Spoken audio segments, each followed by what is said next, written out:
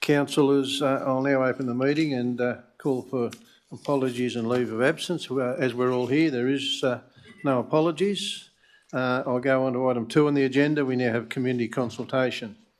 Councillors, we have two speakers tonight. We have Wayne Collinson, who wishes to speak on 6.1, and I might ask Wayne to come to the lectern, please.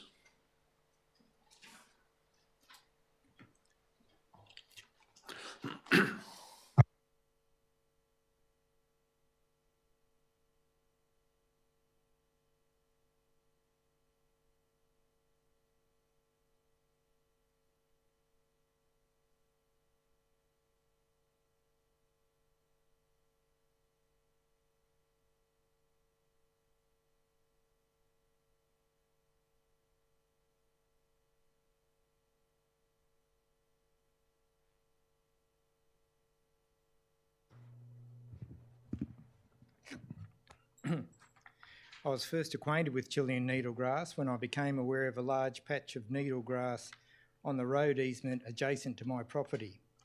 Scattered plants then began appearing in my paddock beside the fence. I assumed that the needlegrass on the adjacent TRC road easement was the origin of the seed for this. I've also had a patch of needlegrass at my front gate where it appears that grass debris had fallen or been swept off a road slasher. In early November 22 and again in early November 2024, I emailed TRC complaining of the needlegrass infestation on the road easement. I also queried whether TRC had any protocol, policy or work method to limit the spread of any weeds, but specifically Chilean needlegrass, by activities undertaken by TRC staff, particularly but not limited to roadside mowing.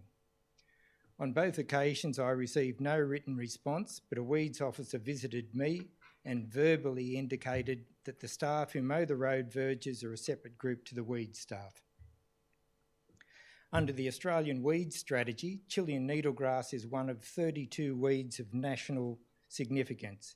It's regarded as one of the worst weeds in Australia because of its invasiveness, potential for spread, and economic and environmental impacts. Chilean needlegrass is possibly the worst environmental weed threatening endangered Indigenous grasslands in southeastern Australia. Chilean needlegrass disperses and grows from seed. Plants in a square metre can produce more than 20,000 seeds per year. Chilean needlegrass can attach to and be very effectively spread by machinery, vehicle tyres, mowers, slashers, and the bottom of vehicles, making it possible to spread over large distances. It can also spread in produce such as grain and hay. Anecdotally, I've heard that some land managers believe that controlling Chilean needlegrass is too hard. Sadly, they don't. This doesn't relieve them of their obligations to control weeds on their land, but it certainly shows their lack of regard for other members of our community. TRC as a regional council has legal and social responsibilities to control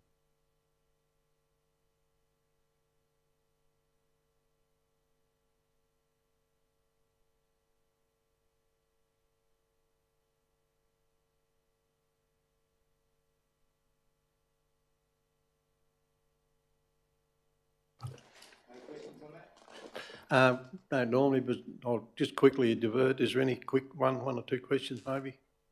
No. Thank you, Wayne. I'll now call on the second speaker of the night, and that's James Trelaw, talking on 8.1, which is proposed water change access rules to the Coburn.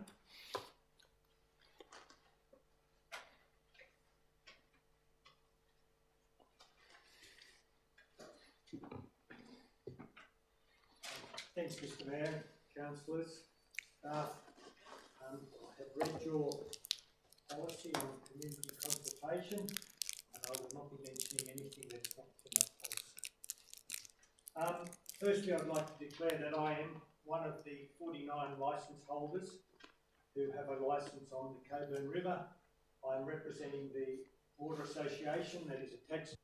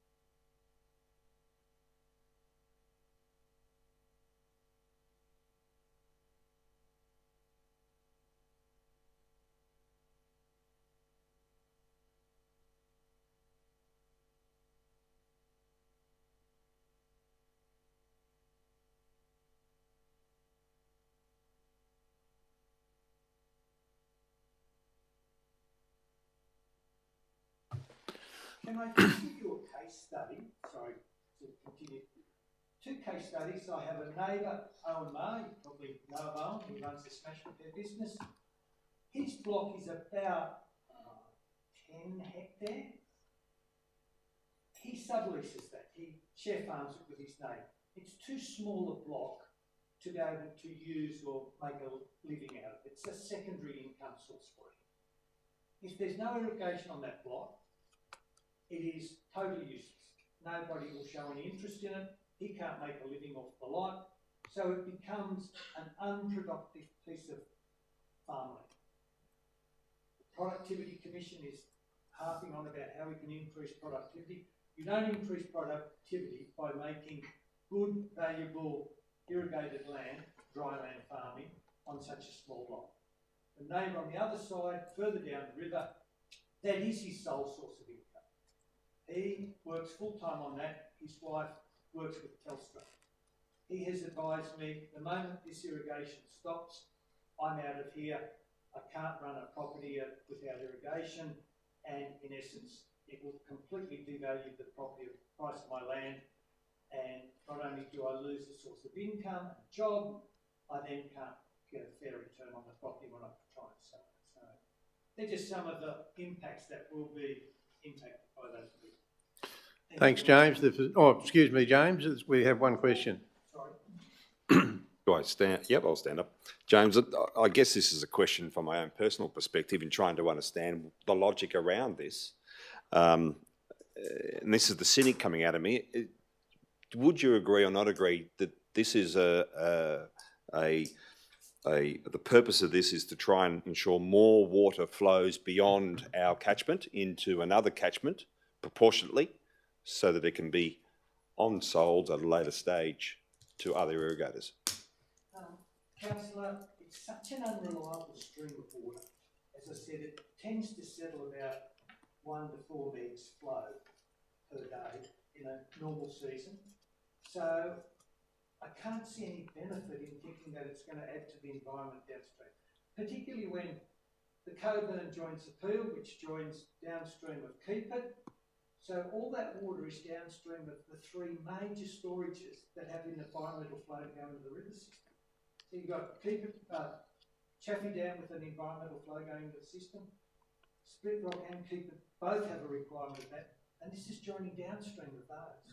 So I can't see the logic. Fortunately, we have been allowed a meeting with both the Minister for the Environment and the Minister for Water, and they both, they're concerned, but the Minister for the Environment did spark up when I said lucerne farming and turf farming are 2 of the farming enterprises that actually have a negative carbon impact. They're actually taking carbon out.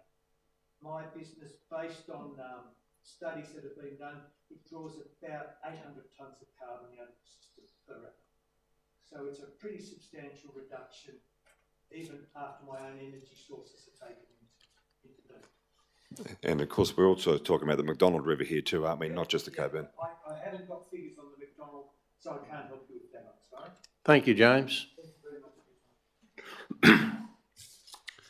Councillors, that brings us to conclusion for item 2, community consultation.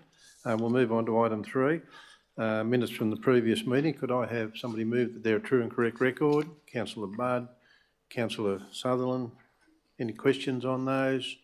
All those in favour, they're a true and correct record, say aye and raise your hands. Carried. Councillors, we move on to item 4, disclosure of interest. Are there any disclosures of interest this evening in items in the business paper? There are no disclosures of interest.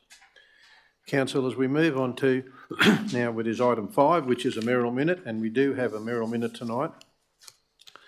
And the Merrill Minute is as printed, that in relation to the report, Walsh House Office Accommodation and Visitor Experience Centre, Council confirmed the instructions to the General Manager as contained within the body of the minute. I'm just going to add on Councillor Steve Mears' request to the commentary in item 1 that we include the cost of remediation for the reuse of Walsh House as the last paragraph in that item. Councillor Mears, you're happy with that?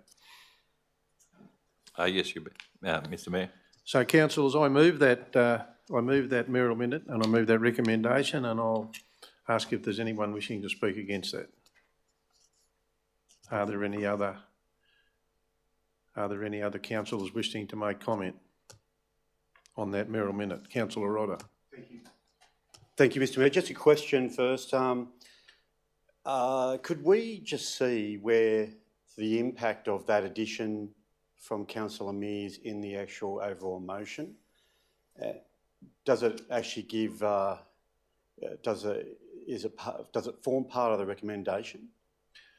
Councillor Rodder, the recommendation is as printed, as you've read, and we're calling on the General Manager to provide that report and on the information that is in the commentary, and then within the body of that report, that minute is asking for that to happen.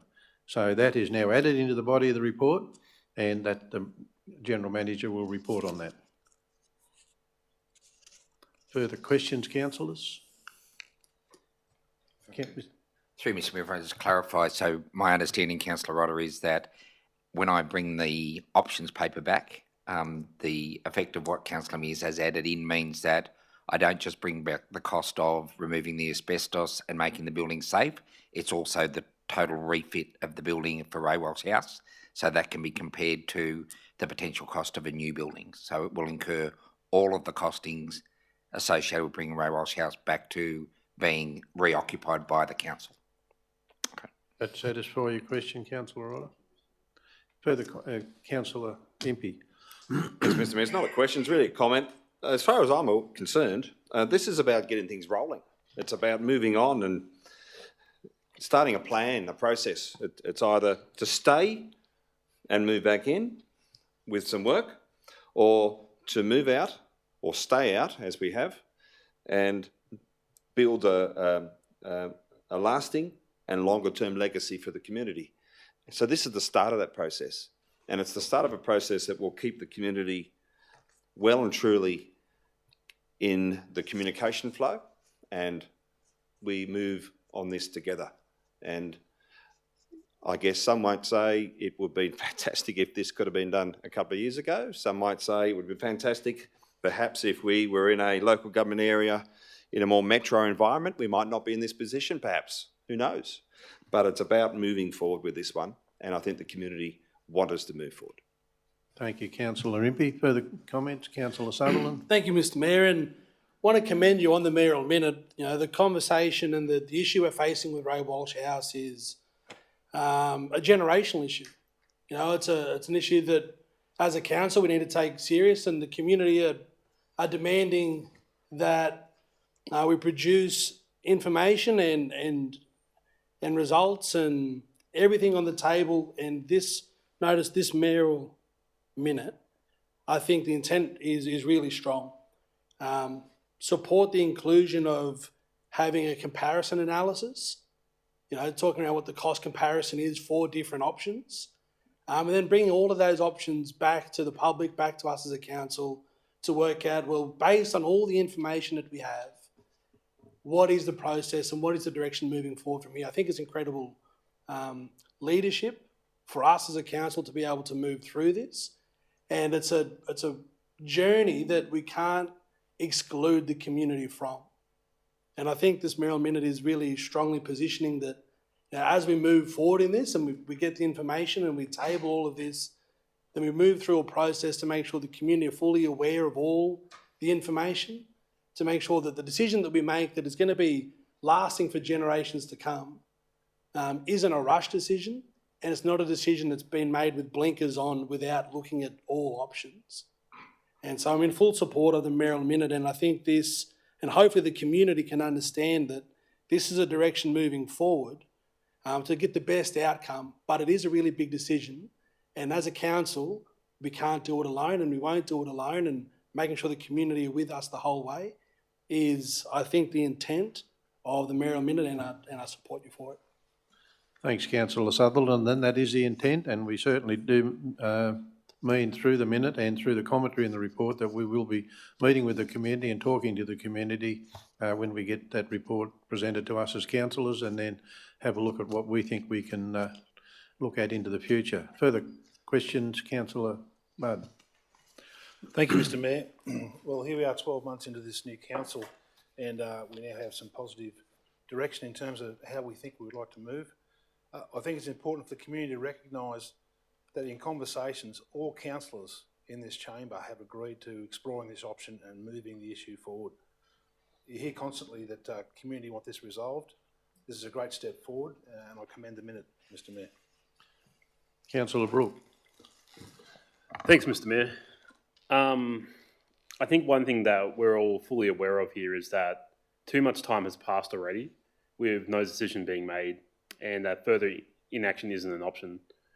With that in mind, and with the addition of Councillor Mears, acknowledging that this minute isn't locking us into any particular direction, but gathering more information to help us make a decision, I'm supportive of both getting up-to-date costings for the remediation of Walsh House to help make that call on whether we should sell or reoccupy, and doing some preliminary investigation on a new office and visitor experience centre. So with that in mind, I will be supporting the minute. Thank you, councillor Brooke. Further comments? Yes, Mr General Manager, please. Thank you, Mr Mayor. With your indulgence, Councillor Book, you raised a good point, the amount of time that has elapsed since we vacated the building. I think it's just important to put on the record that when we engaged the Office of Public Works to manage this project, because they had the expertise in doing this across other government buildings, we were always of the intent that we were going to ask the state government for assistance, given that they sold the council of the building back in 1993, and asked them for money to remove the asbestos. And one of the reasons that it was staged was because you don't want to pay an asbestos expert to remove non-asbestos materials. You better just get a demolition expert to do that, and so that's what we did, and that saved council a considerable amount of money.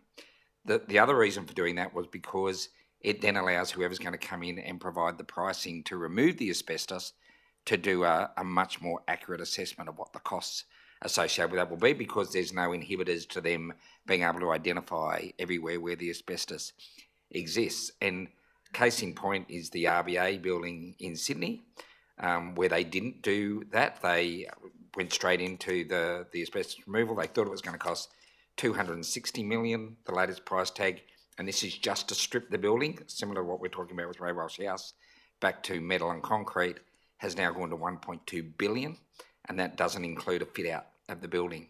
So to remove the risk around the estimates to remove the asbestos from the building required everything else to be taken out of the building initially.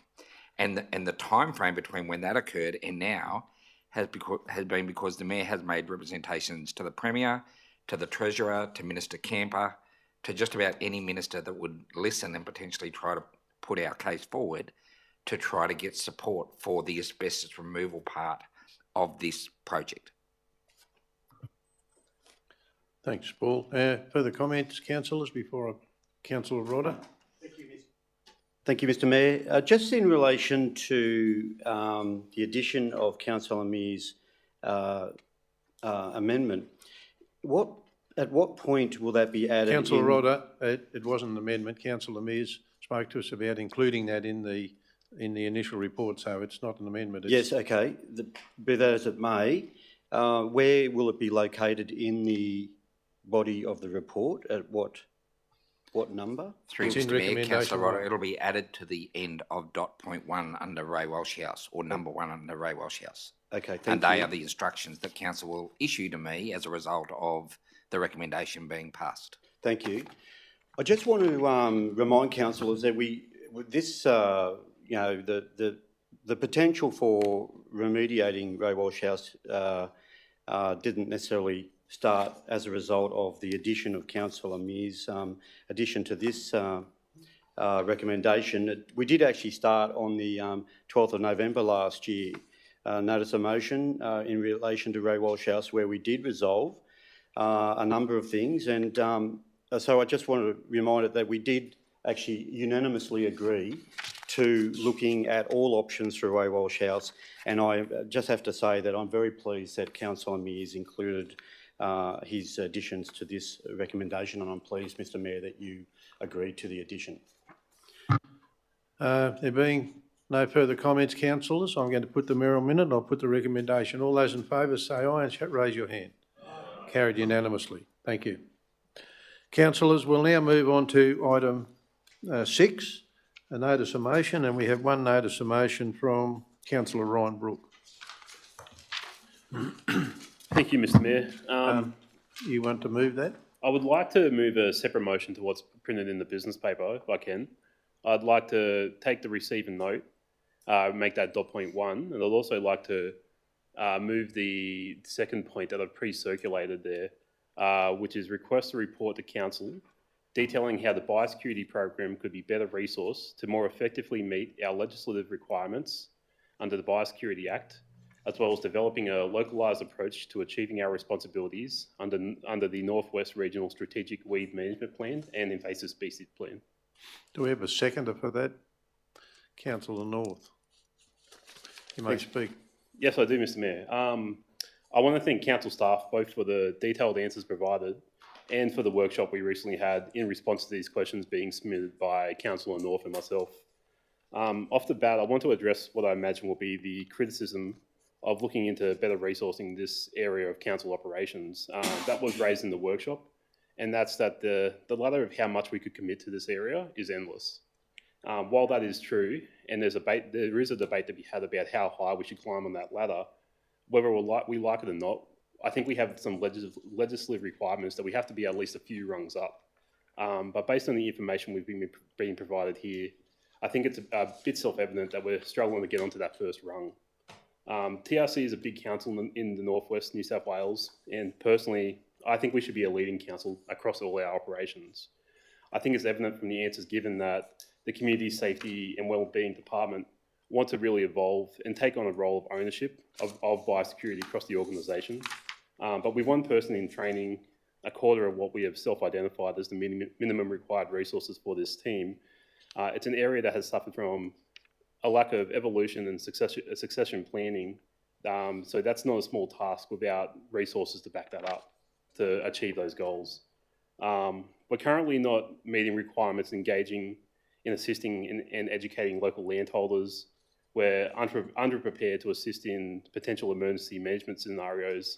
And based on the inquiries that I know Council North and I imagine other councils regularly receive, it also appears that we're having some difficulty staying on top of containment of invasive species on our own managed lands, which could potentially leave us open to fines of up to $440,000. It's our job as councillors to identify policy gaps, and it's also part of our jobs to make strategic decisions to guide council operations.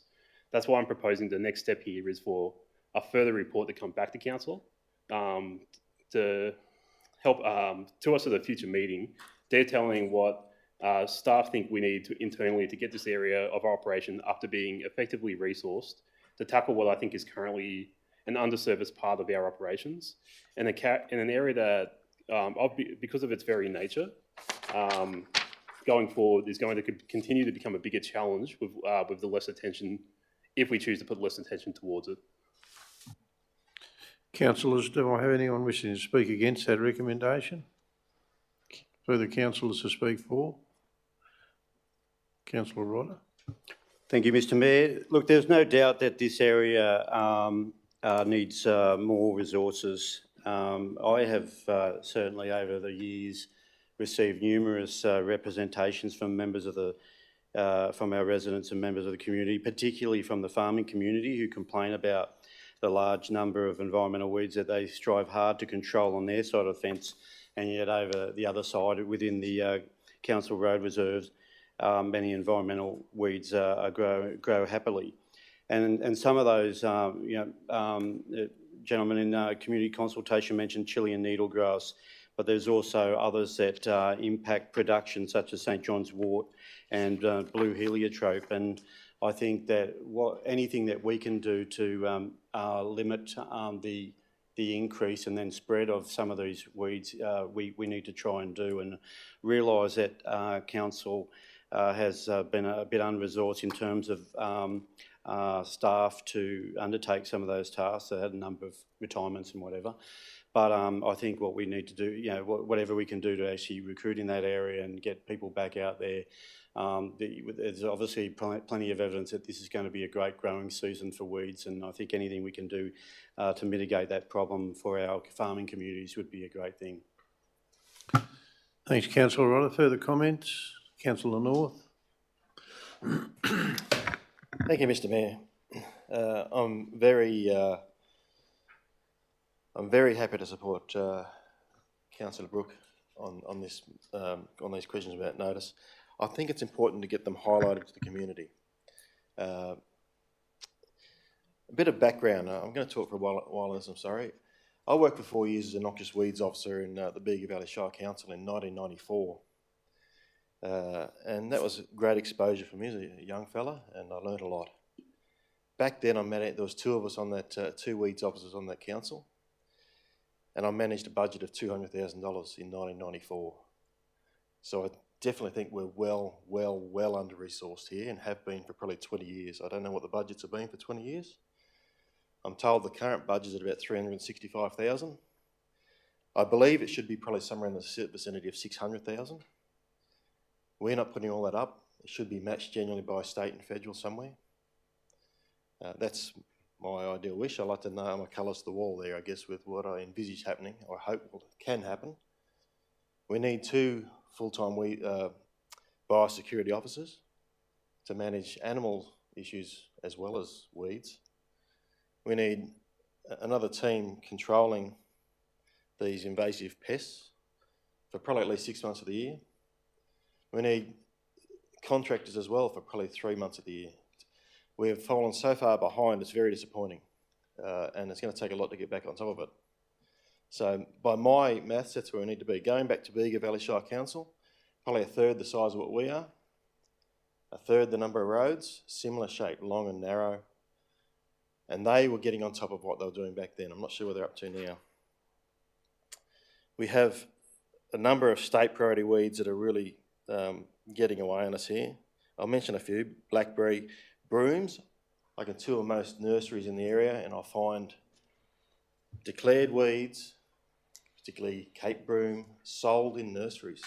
Yet we're not policing that, we're not stopping that. Chilean needlegrass, green cestrum we should have been able to get on top of. Sadly,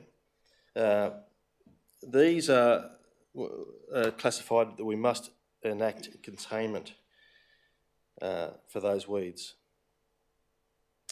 And in the Northwest Weed Strategy, it lists quite a lot of these weeds on how we're supposed to act and to what extent. And sadly, I see that there's to be excluded or controlled throughout the Northwest, but there's exclusion zones for core infestations where they're saying it's not as strong an enactment. For blackberry, Chilean needlegrass again, green cestrum, honey locust and St John's wort, for example, where it lists Tamworth as a core infestation. And I believe that's because we haven't put enough pressure and enough resources into it for probably the last 20 to 30 years. So we need to get on top of this. We're an agricultural-based economy. We need to protect our environment. Biosecurity is terribly important. Recently, I missed the last council meeting because I had to go overseas for a week for family reasons. Went to beautiful Victoria, British Columbia, Vancouver Island. And it's known as Vancouver Island, BC.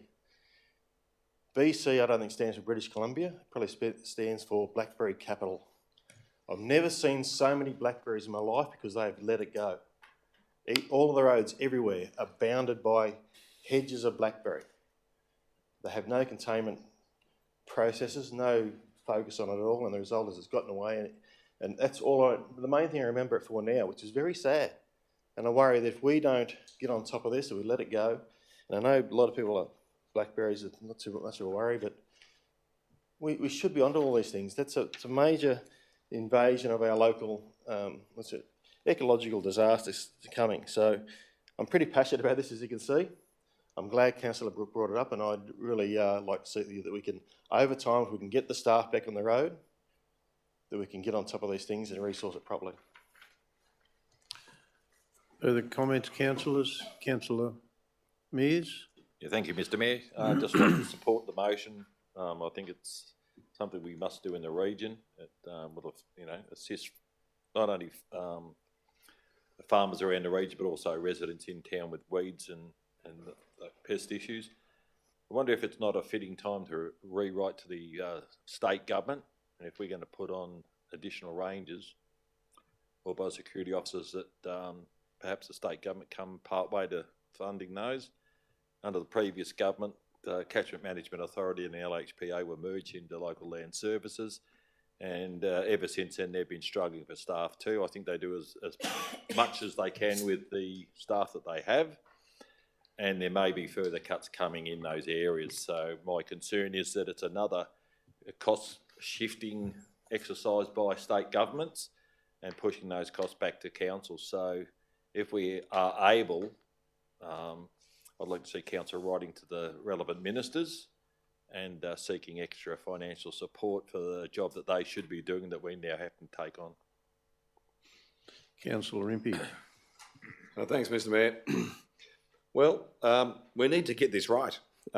Those communities downstream of us rely on us to get it right because, as we know, and it's a little bit ironic that when we have strong rain seasons, a lot of rain, the rivers are up, the creeks are up, and therefore the transfer and movements of seeds and so forth potentially increases.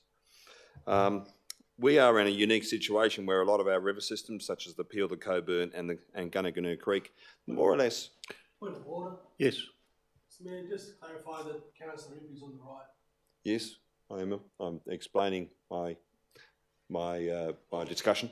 Sorry, I thought you were talking around the proposed access to water. No. My fault. Withdraw. No. I'm talking about the transfer of seed and so forth. Yep. Thanks. So the point I was going to make was that when there is increased flow in the systems that we have more or less starting in our local government area, not starting elsewhere and flowing through our local government area, but starting. So we can get it right if we get the controlling of invasive plants and other things that are invasive under control, we're actually in fact doing our other regions a favour because they're downstream of us. Just a quick one, the $200,000 of the Bega Council, worth roughly $435,000 today. So if they're a third of our size, perhaps we might need a budget of around $1.3 million, using those figures as an example. We can't do it on our own. We just can't do that on our own. We can't do this without the support of the other tiers of government, and we need to be strong in our advocacy for that support. Us, in partnership with the other tiers of government, need to do this better, and we can do this better. Further comments, councillors? There being no further comments, I'll just make a couple of little comments. I've been in the rural industry for a long, long time, and I've also been on local land service board. I've also been involved with the Rural Lands Protection Board when it was in play, and I can assure you that no amount of money will fix a problem. If you go out west from here and you find the issues out there where there needs to be millions of dollars spent on things like Arisia cactus, Hudson pear, and they can't get funding for that, and they're debilitating weeds.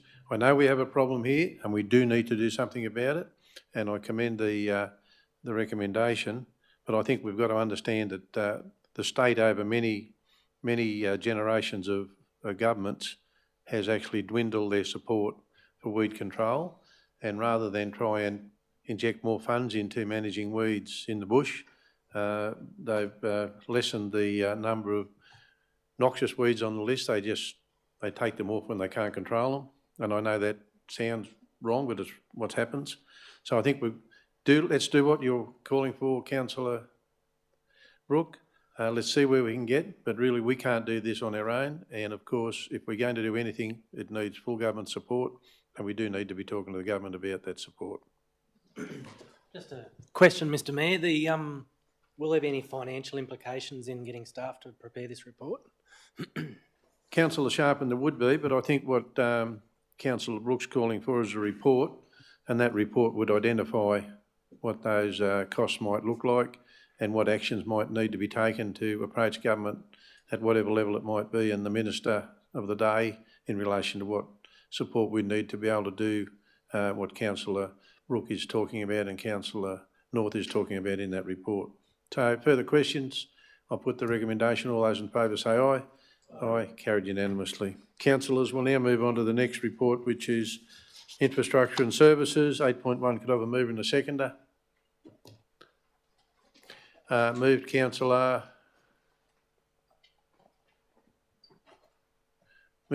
Sharpen, seconded Councillor Bud. Yeah. You want to speak to that, Councillor Sharpen? No, I think I'll reserve the right, thanks. Anyone wish to speak against the Question of recommenda- order. Apologies. Question of order, Mr. Mayor. Would it be appropriate to call a brief recess with Councillor Mears? Councillor Brooke, that would have been had the councillor that left the room had asked for a break and he didn't, so we're going to continue. No? No, just keep going. Yeah, so further comments, councillors? Anyone wish to speak against that recommendation? Further comments on that recommendation? Councillor Sutherland.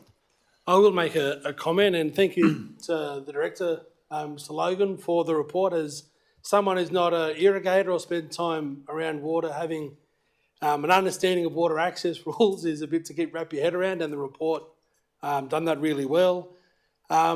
Just a comment around staff looking at the consideration of the Yarreen Cultural Fish and Flows case study that was done locally. That the recommendations in that case study really advocate for cultural flows and water fish habitat. And I think that when we're advocating for some of these changes, that some of those recommendations from that case study could be incorporated, just to strengthen talk around water equity, some of those other factors that are built into it, potentially just a suggestion. I know that a few weeks back as a council, we kind of moved to put the Yarreen Cultural Fish and Flows case study in with what we're doing at the Peel River, but I think the principles extend to other river systems across. So just a comment, Mr Mayor, thank you. Further comments, councillors? Councillor Butt. Thanks, Mr Mayor. I'd like to appreciate the commentary earlier from James Trelaw in relation to this whole issue. And it's a very complicated issue, and I appreciate the work that's gone into the report from Mr Logan, the Director. Interestingly, based on no data or limited data, the regulating body wants to move from, or is expecting, that those in the Coburn River would go from an average of 2 days a year where they can't pump water to an estimated 100 days a year where they can't pump water. Based on a lack of data, that seems like a pretty severe decision that definitely needs to be explored, and I really commend this motion. Further comments, councillors? Councillors, I'll make a comment, and I'll make a comment on what Councillor Budd just raised, and that from 2 days a year to 100. You actually need to read what the rest of the report looks at, and that assessment was done in a couple of the wettest years in the last 15 to 20 years. So that 100 days that Bruce Logan has actually referred to in the report, it's correct, but if we went to normal seasons and we went through the Millennium Drought, that would probably be, I think we had nearly 600 days without pumping in the Millennium Drought. So look, it'll ruin that industry up there. What the government has chosen to do with this, has chosen data to support their argument in one area, using some data, and then using different data to support their argument in another section. So the report is flawed, and I commend the report from Mr Logan, and I do believe that we need to make a very healthy submission, and I do believe that we probably should even be approaching the Minister ourselves. So further comments, councillors? Councillor Rook. Thanks, Mr Mayor.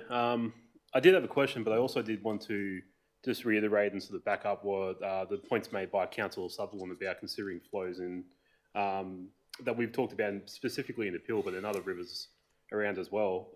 My question was, in my own research on the Cobar, I've been told that the flow data provided only dates back to 2020 because that's when the gauge at the Katingle was initially installed, but I haven't been able to verify that. So through you, I was wanting to ask if we knew if that was correct. Councillor Brooke, there's been measurements in that river since the Parry days, which was in the 90s. So I do realise that that's a long time ago, and but there's been records kept of the flow rates in that river way back. So no. Councillor Impey.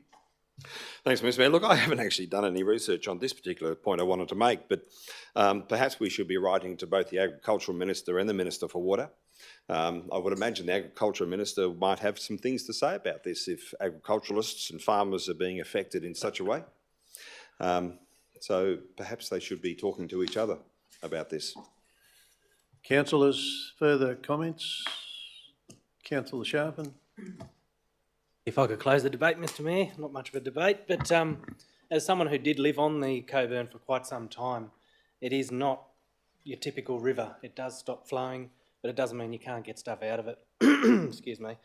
So yeah, I do thank the Director for his report, and I hope it's certainly successful getting through. Further comments, councillors? Close the debate, Mr Mayor. That just closed the debate because you were you moved the motion. So all those in favour? Aye. Carried.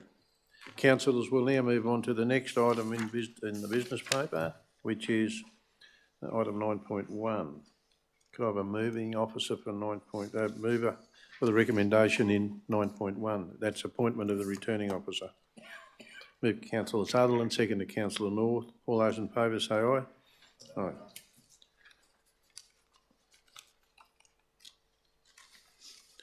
So, Mr General Manager, you will be the returning officer. We move now to 9.2, determination of method of voting. That in relation to the report, determination of the method of voting for the election should be by ordinary ballot. All those in favour say aye. Carried. We'll go to item 9.3. So you resolve that and then I do this? Yeah, so councillors, we've got a recommendation in 9.3. Have we got nominations for the position of Deputy Mayor? I am aware we have 2. Yeah, this is just a procedural motion, Mr Mayor, and then I will conduct the ballot. All those in favour of the recommendation in 9.3, raise their right hand. We'll move straight to the General Manager. Thank you, Mr Mayor. Councillors, there have been 2 formal nominations received in advance of the meeting. Councillor Stephen Mears has been nominated by Councillor Ryan Brooke and Councillor Mark Rodder, and Councillor Mears has accepted the nomination. And Councillor Jeffrey Budd has been nominated by Councillor Matt Sharpham and Mayor Russell Webb, and Councillor Budd has also accepted that nomination. I ask, are there any other nominations for the position of Deputy Mayor? I call for the second time, were there any other nominations for the position of Deputy Mayor? And third and final call as to whether there are any other nominations for the position of Deputy Mayor. There are no other nominations, Mr Mayor. As per resolution of council, we'll conduct an ordinary ballot. I'll ask councillors to write one name on the piece of paper that Ms Litchfield will distribute, either Mears or Budd. Thank you. Might have a bit of paper. Oh, thank you.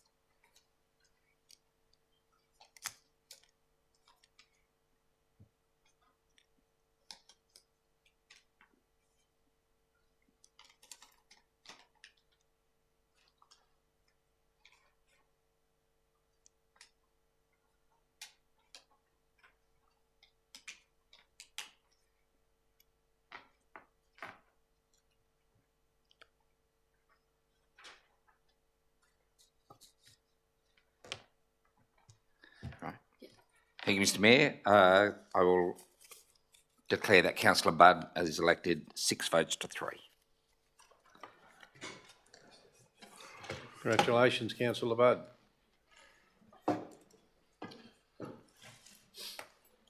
Councillors, that concludes the election process. And I am going to stand up and go and congratulate Councillor Budd.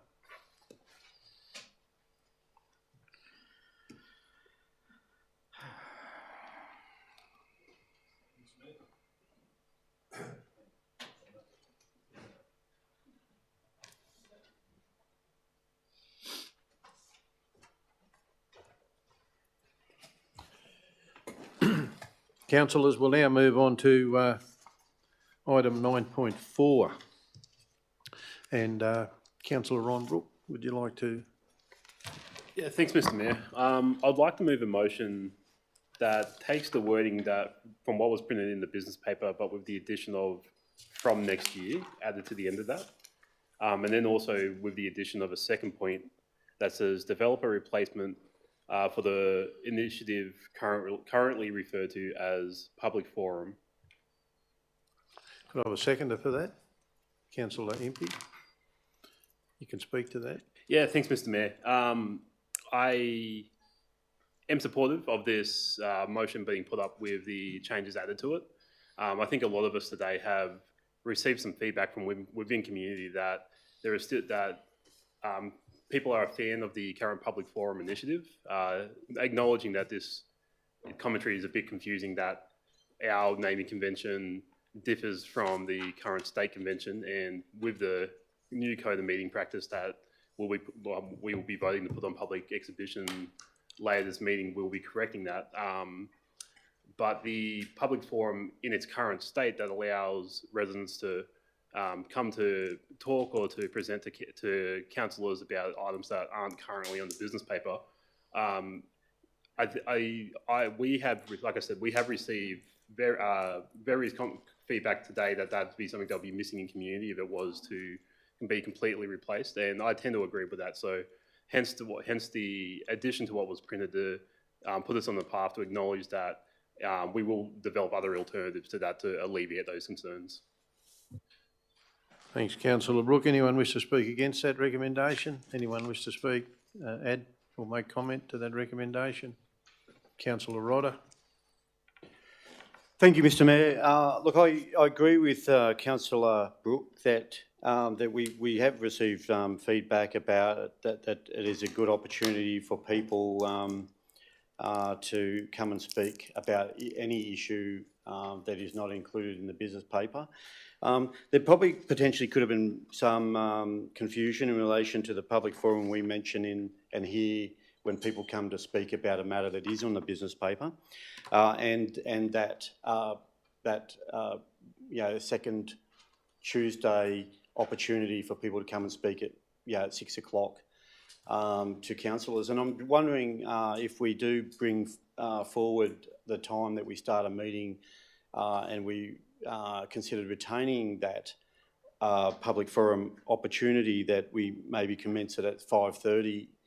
And obviously it's subject to people actually putting their, obviously making a request to speak to us.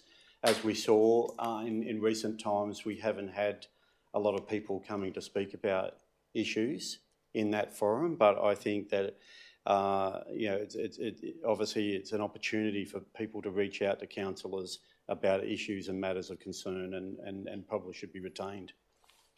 Councillor Rodder, I hear what you're saying, and but understand that the way we're moving, the direction we're taking, is a result of the local government minister and his direction through the Office of Local Government. I think what we need to probably do is, we've got a bit of time now, is to develop up a little bit of an options paper, or ask our staff to, as to what options there might be available for us to consider what we might be able to do into the future that will pass the test and will be in compliant with what the Office of Local Government will be requiring. So I think there's a bit of time to do that. We won't be adhering to the new code until February next year, and I think we've got a few months there to consider what options might be laid on the table, what options might be available to us to do what you're talking about. Further comments, councillors? Councillor Impey.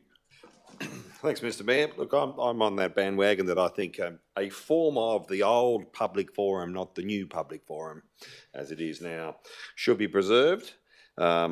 Yes, some changes perhaps, some massaging of how it looks.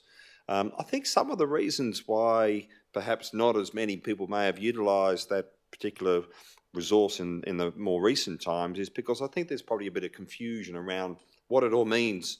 Are you talking to councillors on something that is within the business paper, or are you not? And I know many years ago, back in 2009, actually, I had personal experience talking to a room full of councillors. Whilst it was a nerve-wracking experience, it was an experience that enabled the particular program that the community and I were working on and gave it some real impetus. And so it isn't for someone to talk to councillors about the height of the gutter or a few branches overhanging a backyard fence. It's about strategic, about big picture items that might come from our community, because we're not full of all the best ideas in this room, but together with our community, we can harness some of the best ideas from them. And I think that's what that community forum should be all about. So we can massage it, come up with something that is creative, that spells out to the community clearly that that's what it's for. Further comments, councillors? Councillor Mears. Yeah, thank you, Mr Mayor. I'd just like to reinforce Councillor Impey's comments. I think it's a wonderful opportunity in whatever forum we have that we invite our residents to participate in discussions with councillors. We all have different opinions on to when and how and what will work, but want to reassure residents that we're going to do everything we can to bring back a form of community consultation or access to their councillors, whether it be on another night or a council night. I think my personal opinion would be on a council night, and it brings people, especially from those outside of town, that'll come in, you know, perhaps to speak to councillors who will stay around and sit through a council meeting. I mean, they're obviously exciting things to come and watch at times. And I think the more we can encourage our residents to come into the council, to meet with their councillors or see their councillors and see the work that we do, then it bodes well for the council and the councillors. Thanks, Councillor Mears. Further comments, Councillor Sutherland. Thank you. I understand there's a lot of commentary for this.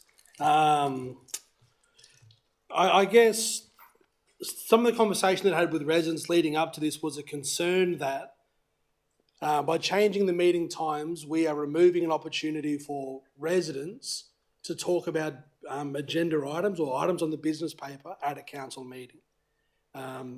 Just want to clarify that that is not what we're discussing here. There is a bit of confusion around the use of language, where we call community consultation and public forum, and they kind of flipped around. We'll talk about it a little bit later when it talks around the code of meeting practice, that residents will retain the right and have the right to speak around agenda items in council meetings, and that's not being touched. It might be reformatted, but that will always remain an option. This is my understanding. Correct me if I'm wrong here, Mr Mayor. What we're talking around now is dot point 2, developing an alternative option for what community can come and talk to us as a council about any item of their wish. I understand that the option of community consultation came about before the world of social media, before the world where, as councillors, we can be contacted quite easily. I think it's still important to have some level of face-to-face with all councillors as some option, and happy to discuss that further. But just wanted to clarify that this is not talking around taking away people's ability to speak about agenda items. That will still remain. This is talking around those about planning at the time and taking out about our Tuesday night's business meeting around those public community consultations, which can be reformatted and rescheduled. And as you said, Mr Mayor, at the will of the direction of the minister. So I just want to give some clarity that that's what we're discussing. Thank you. Mr General Manager.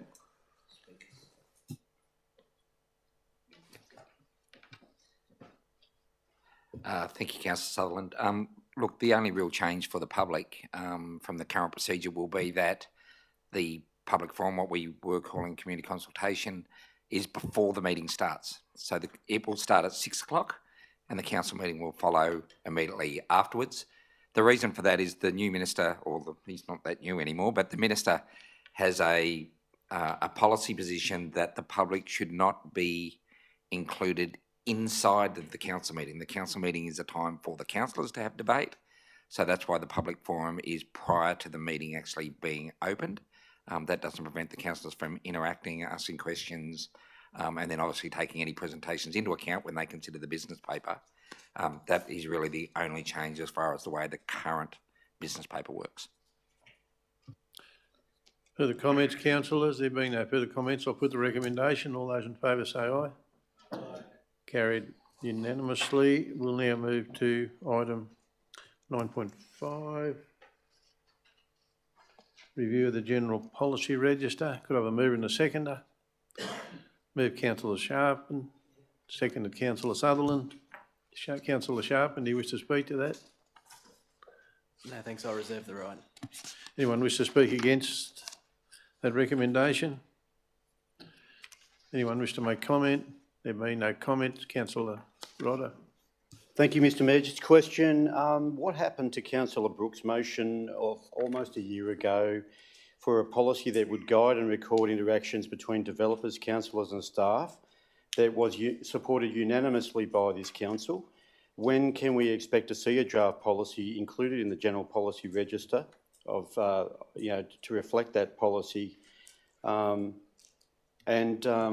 I believe personally that we should have such a policy.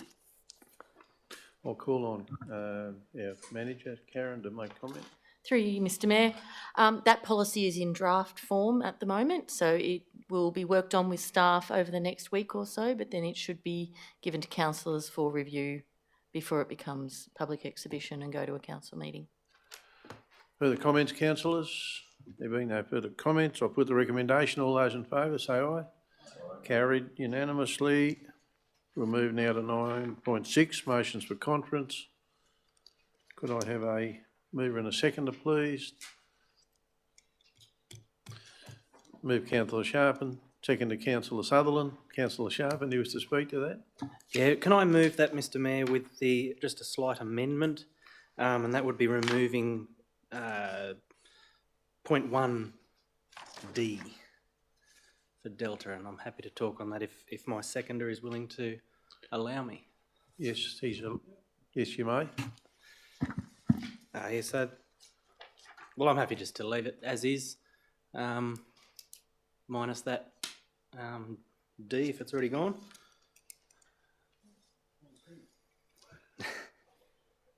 You might want to read it first. I'll just double check with the seconder.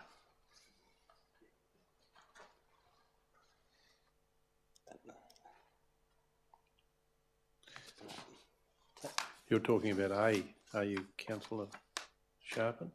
Having the... Yeah. A or B? You happy? Yeah. Right. A or B? D. D. D for Delta. D. Removing D. Yeah, that one. You're talking D. Okay. Yeah. Speak. Removing D. Yeah. Removing D. Yeah. You've moved it with taking D out, so Yes, you want correct. to speak to it now. Yep. Yeah, so just quickly, the reason for removing D is, like anything, if we add costs to these installations going ahead, it's only going to be passed on to the consumer, and we've all seen our power bills go up. But apart from that, I'm happy to endorse this recommendation for the LG New South Wales. So we have the recommendation as printed with the removal of D, moved and seconded. Anyone wish to speak against the recommendation? Councillor Brooke. Yeah, thanks, Mr. Mayor. It's a interesting world we find ourselves in where our resident greenie is the one advocating for raising rates on renewable projects. I think we obviously had a workshop about this subject a while back that came about when I initially proposed this as a notice of motion to this council.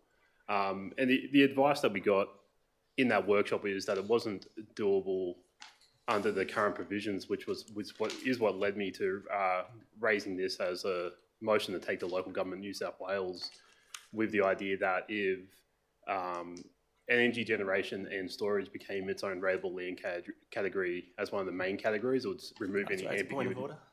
Councillor.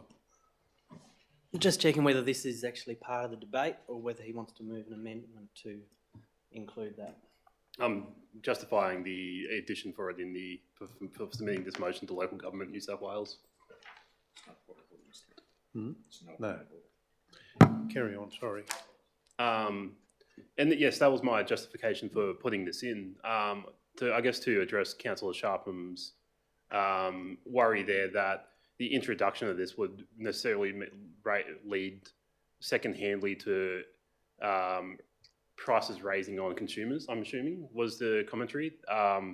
Like we've been told before, with all rateable land categories, it would be on the council of the day to determine what rates would be.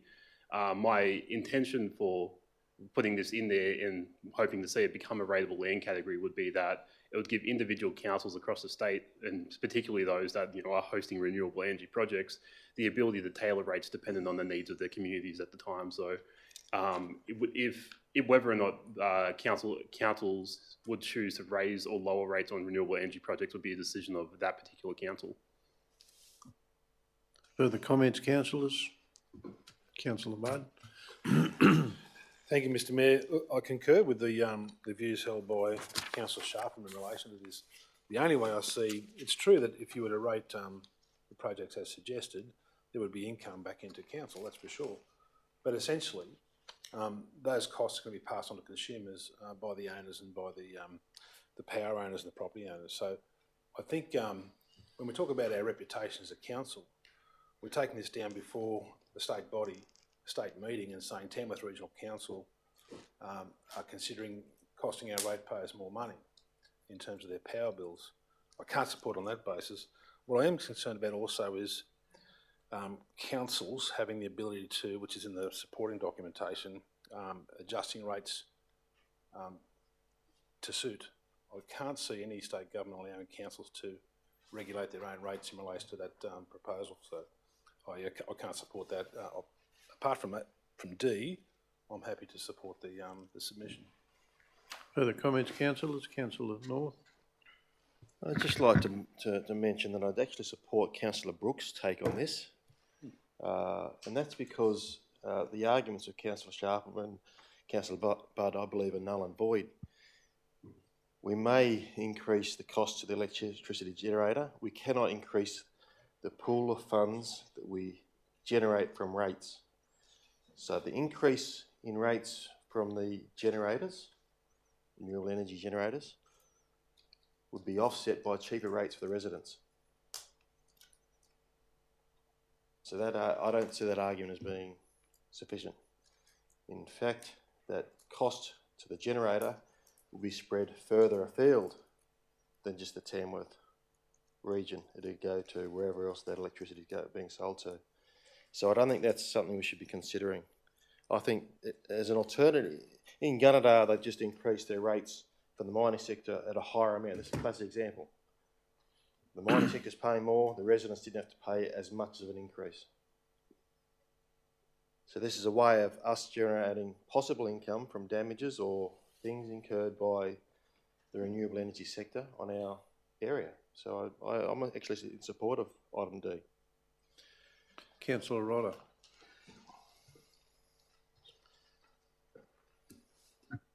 Thank you.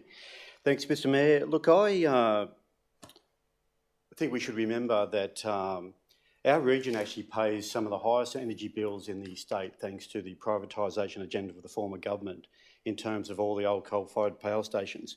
So, and I think if we think back to the workshop where we discussed this, and in the spirit of Councillor Brooks' motion to the local government conference, it was born out of the frustration that alternative energy projects, the proponents of those projects, are now backing out of some of the promises they may, or undertakings they may have made in terms of the funds that they would provide the community to undertake projects, I guess as a way of softening the blow to those communities that were impacted by alternative energy projects. And so I don't see there is an issue here with putting that forward as a motion to to Local Government New South Wales. I mean, you can imagine there's going to be a whole state of councillors that will either support it or oppose it. And ultimately then that's then forwarded to the government for consideration. So there's a lot of hoops to jump through before this is actually then potentially impacting our residents' power bills, which I believe, you know, the cat's out of the energy bag now. So, I mean, I don't see this as a biggie to actually further impact in the power prices of residents. Further comments, Councillor? Councillor Impey. Thanks, Mr Mayor. Look, I'll also throw my support behind item D. I agree with Councillor Rodder in that if it goes to a local government conference, it may be something that a lot of other council regions have been talking about, discussing, you know, in workshops, behind the scenes, etc. So it may be the case that the cat is out of the bag and discussions from this might increase exponentially. And I can't see some metro councils agreeing with it because they don't have a lot of energy production going on in metropolitan areas, maybe from battery storage perhaps, but certainly no wind farms, large solar installations or any hydro. Yeah, no, I'm in agreement with D. I think it can certainly not hurt at all to start some further discussions and conversations at a state conference. Councillors, Can I just make, if you want to speak, Councillor? Mr Mayor, could I foreshadow a motion? You could move an actual amendment. You can move an amendment, but Councillor Brooke, you could actually move an amendment that reinstates that part of the motion. That's not a direct negative to the overall motion. You're just reinstating a motion. So your amendment would be the original printed motion as it stands, and that would be debated as the amendment. Thank you. That was my intention. So just to clarify, if this goes down, I could then raise an amendment as I said, after the vote on this item. So council has a motion before it at the moment which excludes D. So that's the motion at the moment. It wasn't an amendment. It was moved by Councillor Sharpham as the motion. So you're moving an amendment which would reinstate D. Yes, you're correct. If that's the case, I would like to move that as an amendment. So you want to move that amendment? Yeah. Do you have a seconder for that?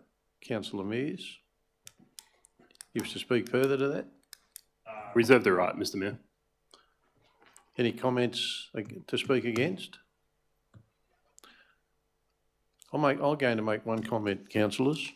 Whilst it might sound like a good idea into the future, I think the complexities that we'd face now in trying to apply something like this within our own area, where do we apply it? Do we apply it where we've got application? If we did get a rate, if we got the state government to say to us, yes, you can create another rating category, as they do for mines, and I agree with that, where do we apply that now? We've got 20 applications before us for renewable energy sites.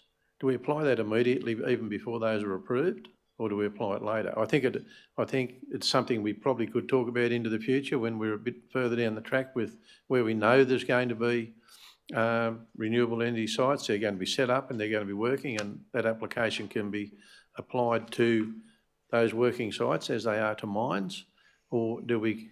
I think it could become a very, very confusing issue right across the state at the moment. Very confusing, and every council across this state would have a heck of a time trying to manage it. Councillor Impey.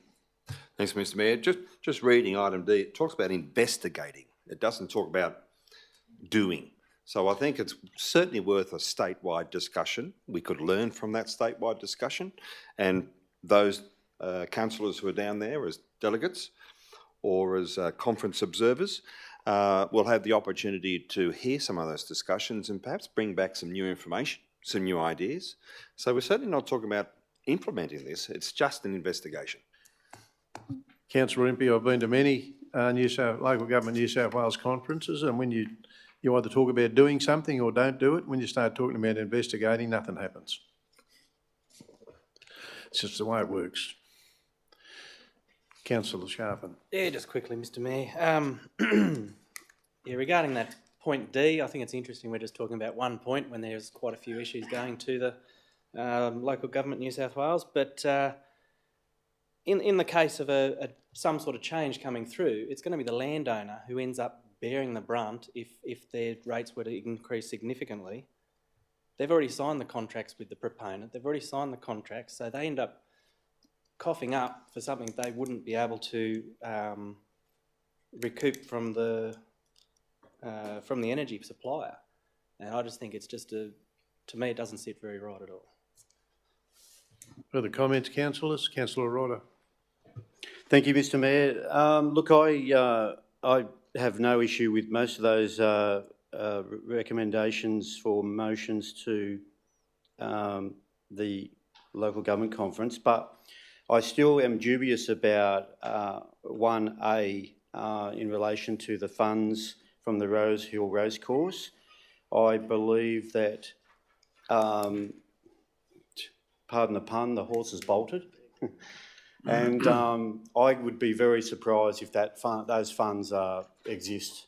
They would have been dragged back by Treasury, and I'm sure they've been reallocated to other priorities. And I think that it would probably one that would be knocked on the head very quickly, and I wonder whether we should withdraw it. Councillor Rodder, are you going to move another amendment? No. We haven't dealt with this one, but on.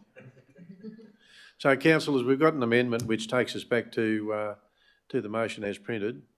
Do you want to close the debate, Councillor Brooke? If I could, Mr Mayor, yes. Yeah, I'd like to back up the points from other councils have sort of made that with this being a motion to endorse, submitting this motion to the local government conference, this is sort of in a way bigger than just our region, that it will go to all the other councils around the state to debate. But I do sort of want to bring it back to a point that I made when I raised a similar notice of motion within this council, where I said that this isn't something that I'd expect this council would be dealing with in the immediate vicinity. What my idea behind this is allowing councils that do host renewable energy projects, like ourselves and a lot of our neighbouring councils, to have options in the future. The Gunnedah was brought up as an example where they have a significant mining industry, and they were able to leverage that to sort of give relief to residential and business rateable land at the expense of the mines. We know that in the future, our LJ is going to be hosting more renewable energy projects. Whether or not that path is something that a future council may want to go look at down the line, that'd be completely up to the council of the day. But what I'm really advocating for here is giving councils that lever and that option to consider into the future. That closes the debate. Councillors, I'll put the amendment. All those in favour say aye. So which way are we voting? What is the amendment? You're voting for the amendment, which is what is printed on the paper. So you're voting for what is printed, that's the amendment. All those in favour? Those against? Carried. The amendment now becomes a motion. I'm going to put the...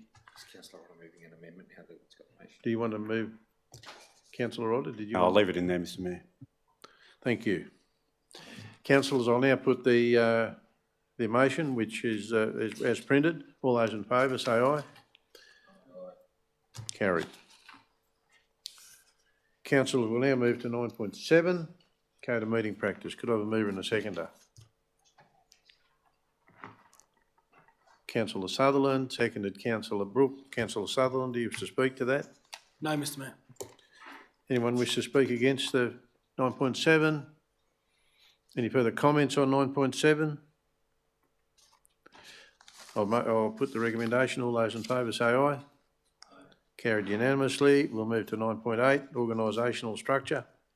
Could I have a mover and a seconder? Move Councillor Budd, seconded Councillor North. Wish to speak to that, Councillor Budd? Anyone wish to speak against that recommendation? Any further comments on that recommendation? I'll put the recommendation. All those in favour say aye.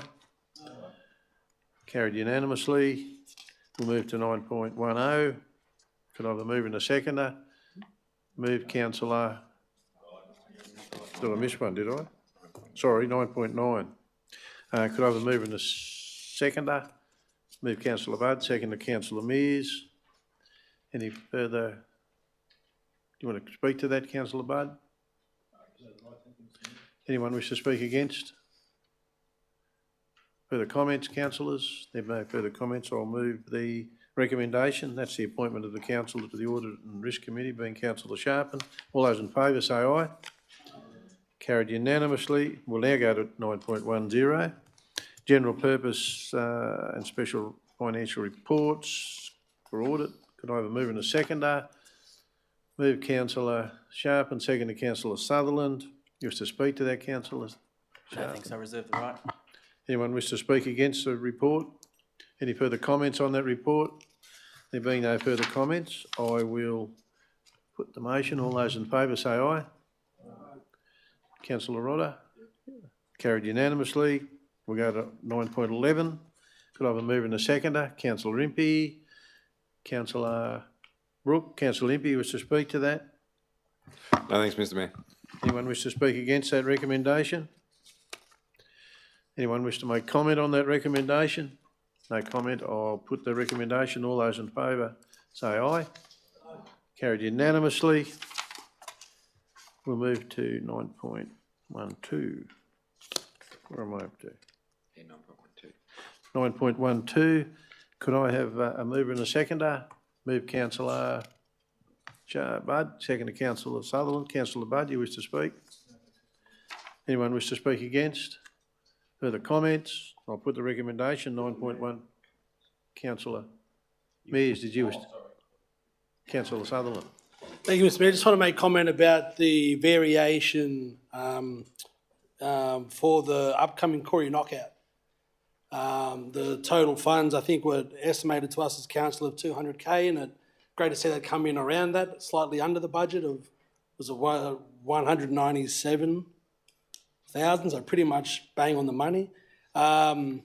People would have seen the fences coming up. People would have seen the fences coming up around Riverside. The fields are looking immaculate. I understand that is a significant cost to the community. $200,000 isn't a small amount, but trying to understand that the return on investment for that money is bigger than what it was last year at Bathurst.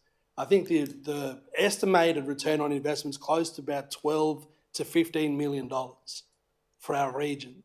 That is a massive return on investment and a significant benefit to the community for the initial investment.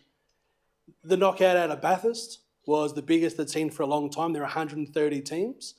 This year we have 170 teams, close to 25,000 people, almost 30,000 people estimated to come into Tamworth for the long weekend, which is massive. It's the biggest gathering of Aboriginal people in the Southern Hemisphere happening here in Tamworth. Want to shout out to the staff. I know a part of the cost incurred for the variation is the in-kind cost of staff time and staff resources. Those fields are top-notch, and I'm really looking forward to seeing that weekend. But just wanted to point out that variation that's come through of that $200,000 is expected to have a higher return on investment than what we currently see for the Country Music Festival. Now, it's a significant cost, and trying to find accommodation for that long weekend anywhere with about 3 hours drive of Tamworth is already booked out. So if you're looking for an Airbnb, it might be a good time to put your house up. But just wanted to make comment because that is a significant cost, but the benefit to the community is clearly significant. Thank you. Could I ask the General Manager to make a comment? I know he's been doing a lot of work on it. I just wanted to make a quick comment, just for the record, that that $200,000, number one, council committed to that some time ago and needed to commit for us to actually put our bid in to host it. It will be slightly more than that because of the size of the event that you've actually mentioned. We expect that it'll be approximately an extra $20,000 for the additional traffic control that we're going to have to put in place because of the number of people. We were originally planning on around about 500 car parks. They've now asked us to cater for 2,500 car parks. And that's largely because the size of the event, there's going to be a lot of people travelling into Tamworth from as far afield as Narrabri. All the accommodation in Narrabri fall right down to as far as Singleton. People are staying in Singleton and still driving to Tamworth to attend the Koori Knockout. So there will be a lot more cars coming into the city. So there'll be a slight variation on that 200,000 to cater for the increased traffic. Further comments, councillors? Councillor Brooke. Thanks, Mr. Mayor. I'll just quickly also add the comment that I'm very glad to see that we've been successful in gaining grant funding for the CBD levy shared path expansion. As we all know, this is probably the most used portion of our shared pathway network. So I think the expansion will make the community and the run clubs very happy. Thank you. Councillor Rodder. Thank you, Mr. Mayor. Just a question in relation to on page 39.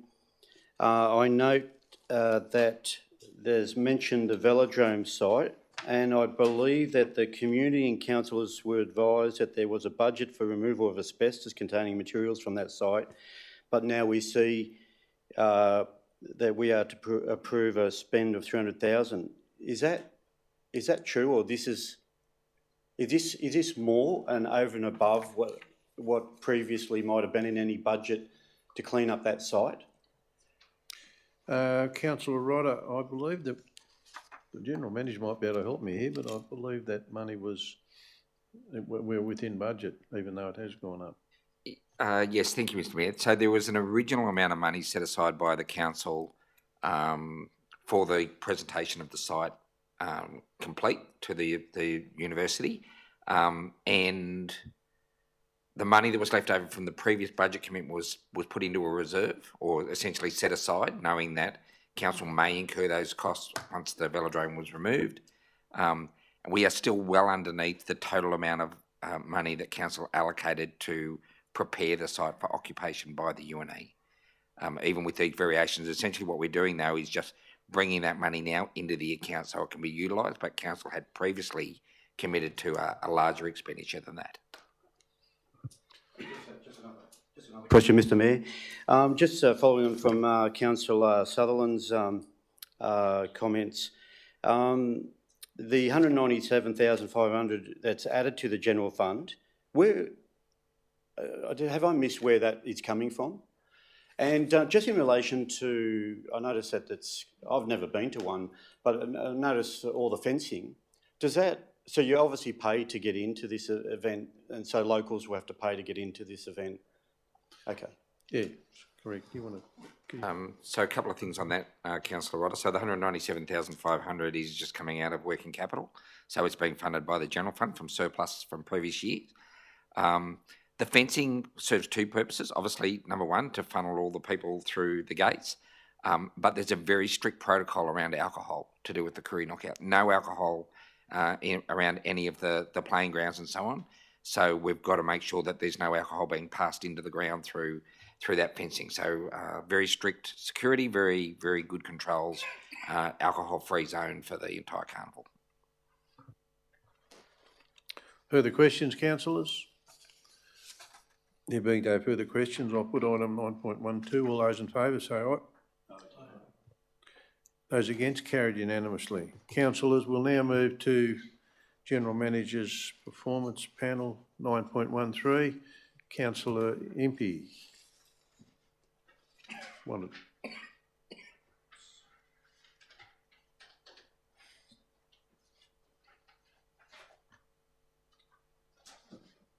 Can't find my notes, but look, I'd like to nominate Councillor Matt Sharpen as a member of, or to be potentially a member of that committee.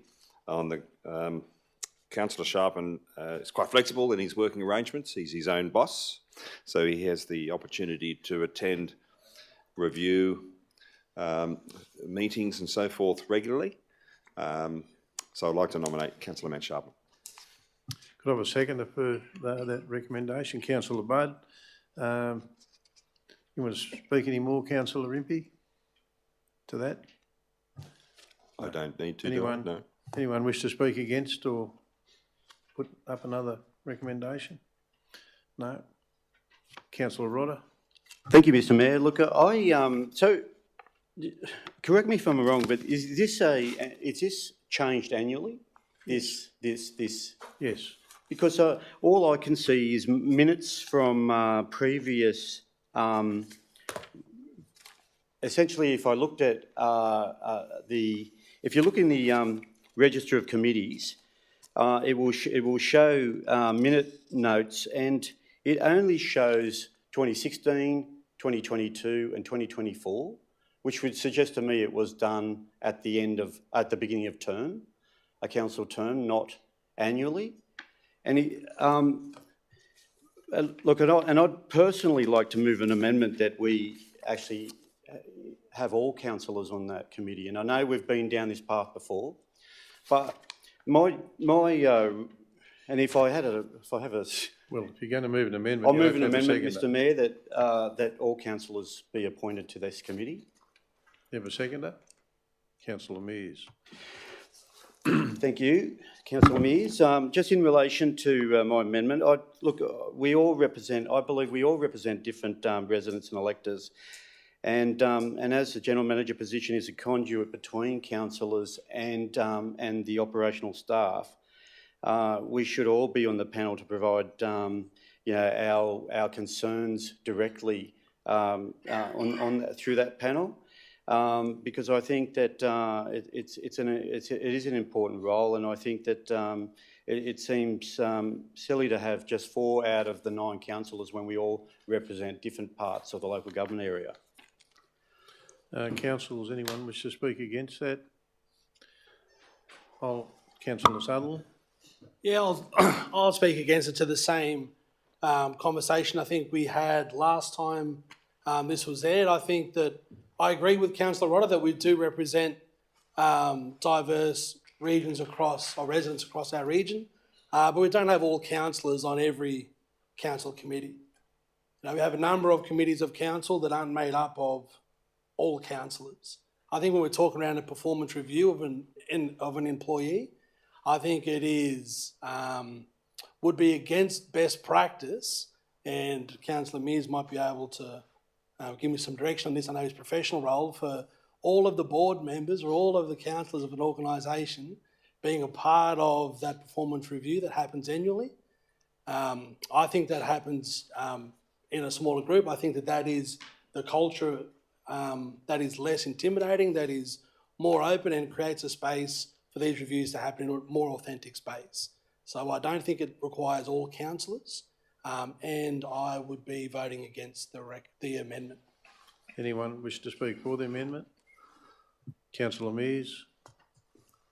Yeah, thank you, Mr. Mayor, and I'll answer Councillor Sutherland's question. Yeah, generally, as a rule, those committees are relatively small.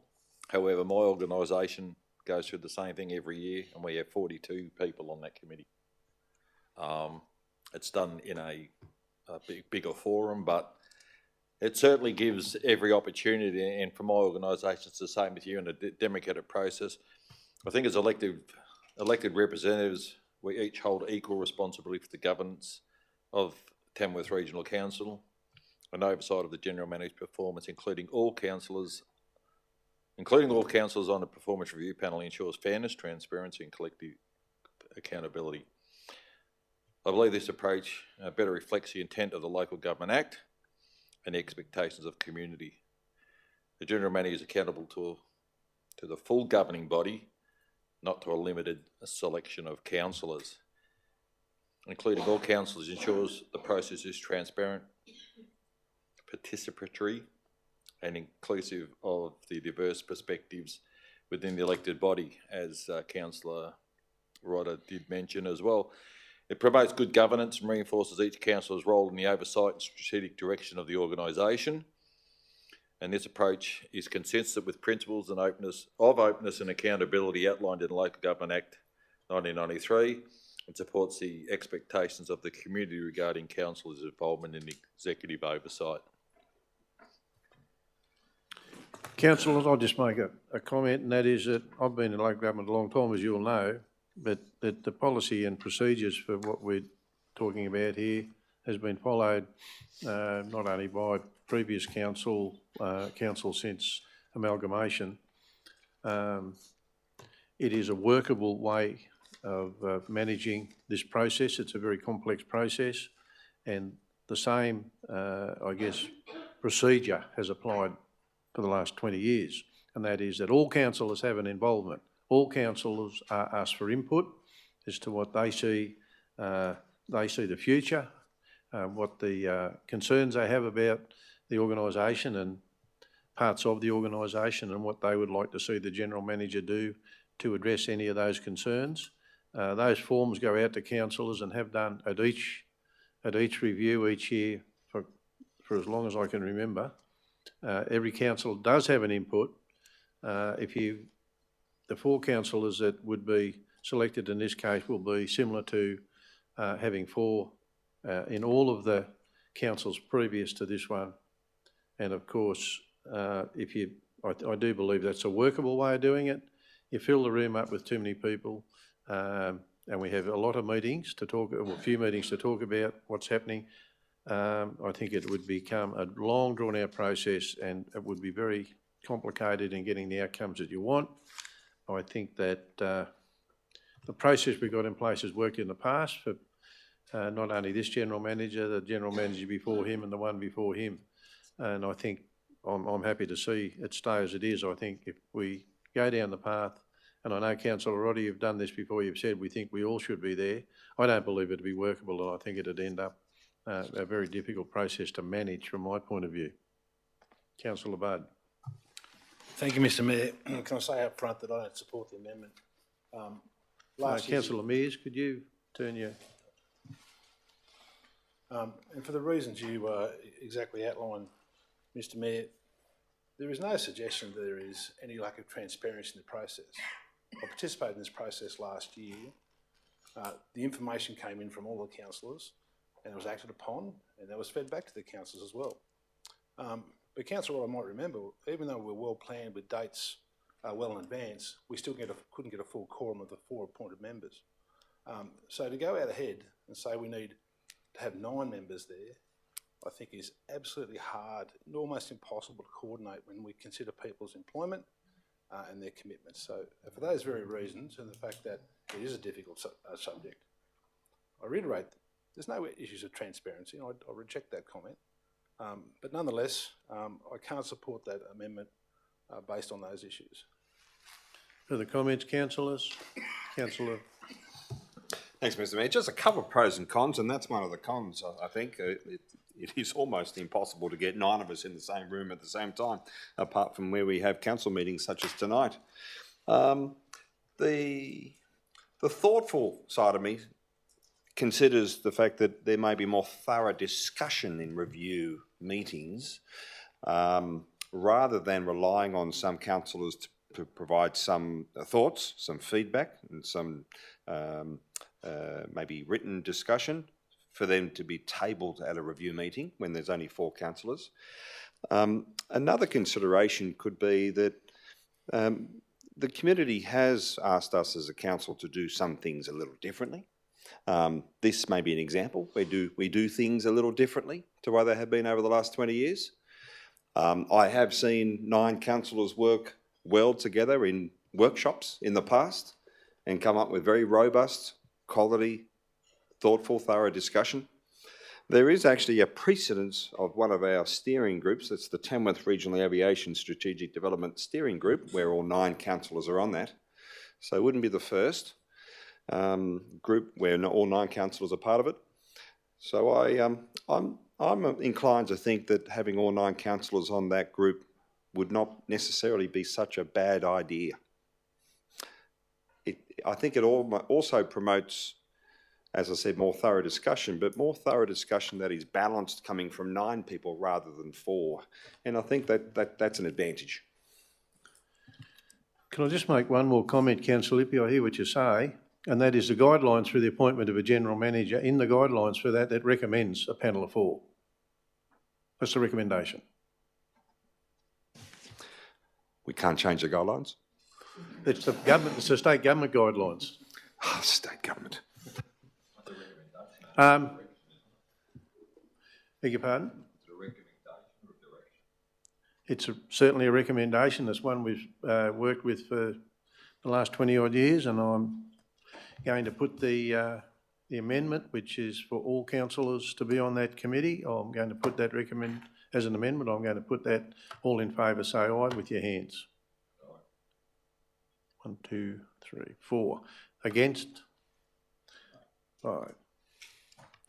Councillors, I'll now put the recommendation that the Mayor of the Day, the Deputy Mayor of the Day, councillor nominated by the General Manager being Councillor Mark Sutherland, and the nominated councillor being Matt Sharpen. Mr Mayor, I'd like to nominate Councillor Ryan Brook to the process. You can do that. Councillors, we'll have to have another election. Yeah, if Councillor Brooke accepts the nomination. Yeah, if Councillor Brook accepts it, we'll have to have an election. Yeah, I'll accept. So, councillors, I'm going to, we'll have to... It'll be by open hands. Yeah. Show of hands. Councillors, we don't have to go through the voting process with bits of paper, but we'll go by open hand. So, councillors, we now have 2 people that have been nominated for the position of the nominated councillor on the performance review panel, and I'm going to ask for those that support Councillor Ryan Brook to raise their hand. 4. Those that support Matt Sharpen. 5. So, councillors, I will congratulate. So now we've got Councillor Sharpen, the recommendation, need to put the motion to the vote, Mr Mayor. Yeah, I do. Councillors, I'll put that recommendation to the vote. All those in favour say aye. Those against? Councillor Mears is against. All those others in favour. Councillors, we'll now move on to item 10. Could I have a mover and a seconder? Moved Councillor Budd, seconded Councillor Sutherland. Councillor Budd, you wish to speak to that? Anyone wish to speak against that recommendation? Any further comments on that recommendation? Councillor Sharpen. I'd just like to, again, congratulate Mr Logan, sorry, on this, but particularly around the cost that we pay for our waste here compared to the likes over at the coast, and particularly around Sydney and Newcastle. We pay next to nothing compared to them, so I think that's a real win for us, even though the charges are slightly increasing in some places. Further comments, councillors? Councillor Impey. Thanks, Mr Mayor. Look, I guess this is just a semi-question, if you like, to the Director of Water and Waste. When the cost went to zero, we did see a significant increase in the amount of product being left at the waste service. In the report, it talks about costs for out-of-region use and within-region use. Do we know how much of that increase was coming from out of the region? I can ask Mr Logan. I think it'd be hard to identify, but I'll ask Mr Logan.